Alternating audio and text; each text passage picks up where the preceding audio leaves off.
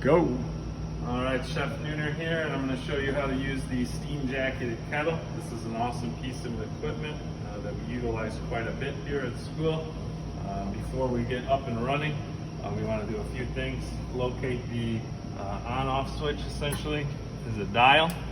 You turn it clockwise to turn on. That's going to let us know that the element is heating. Okay. For this purpose, I'm going to go full throttle on 10. We're going to make sure that there's water inside of the kettle itself. What we're looking at here is essentially two thin walls of metal that are insulated with some steam or water, and it's going to heat it up, and it provides us a barrier from the heating element and to our cooking element. It gives us a chance to kind of prevent burning and allows us to simmer and really control the temperature over long periods of time. Good for cream soups and desserts as well. So I'm going to start my beans with just a little bit of fat in here. I don't need a ton to get us started. We've got that sofrito from earlier. I'm going to go ahead and start to sweat. You can't really do much of a saute in here where we're looking for caramelization or color, but it's certainly good for sweating. This is the process you would see for most soups. A little bit of seasoning, just salt, kind of coats this together, and I can start my kind of sweating here. So when we're sweating, we're really just looking for the softening of the vegetables, for them to turn a little bit of translucent. If I was doing this over a direct heat, I would need to be much more mindful of potentially burning or scorching my product. So when he's sweating, he's just looking to release the flavor. You'll find that we sweat like vegetables like this, or even spices and things like that, to try to get the flavors to start coming out. So once those are sweating, I'm going to go ahead and just add my beans.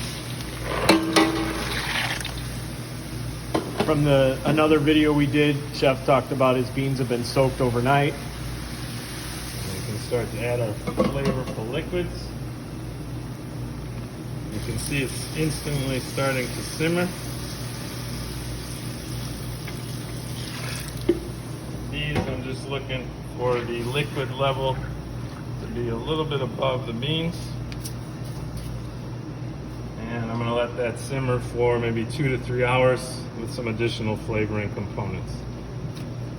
Chef pointed out he does want you to know that I'm putting some nice smoked pork neck bones in here for flavoring. Actually, I probably should get those in there now. That's what I was thinking. If 2 is good, I don't see why 4 or 6 wouldn't be good. So Chef's adding these neck bones, which we can use like bones for a lot of different things. The bones are great because they're going to add flavor. They're also have some meat on them that will break apart into the beans.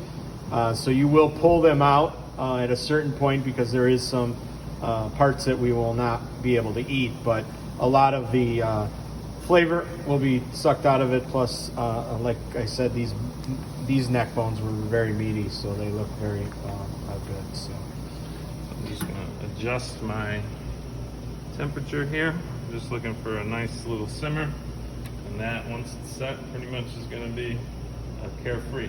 When we do go to finish this, what we can do is pull out our platform here.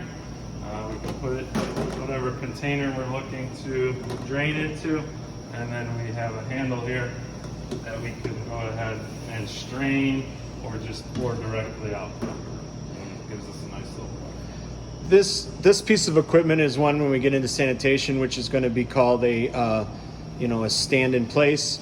So what you need to do with this one is bring a bucket of hot soapy water and then clean out the item and then sanitize it. Okay, this is obviously not a piece of equipment that we can bring over to the 3-compartment sink.